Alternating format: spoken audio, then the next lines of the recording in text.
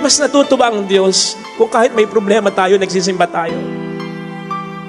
Yung kahit nakaganyan ka na lang, pero kumakapit ka pa rin.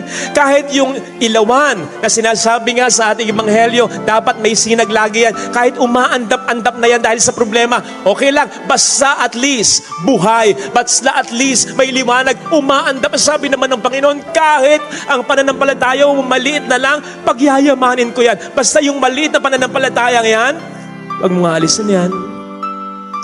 Kasi hindi mo makikita kung paano ko gagawan ang lahat ng paraan.